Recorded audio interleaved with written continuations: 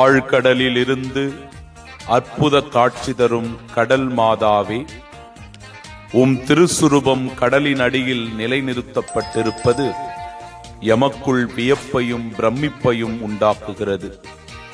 கடல்வாழ் உயிரினங்களின் பாதுகாவலியாக, மீனவர் நண்பர்களின் உறுதுணையாக, கப்பல் மாலுமிகளின் நல் வழிகாட்டியாக நின்ற கோலத்தில் காட்சி தரும் கடல் மாதாவே, அழகிய திருக்காட்சி எங்கள் மனதை செம்மையாக்குகிறது.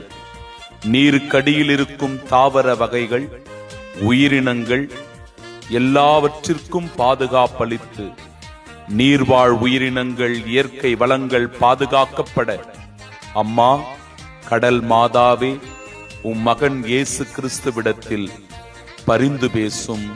ஆமீன். Download ShareChat.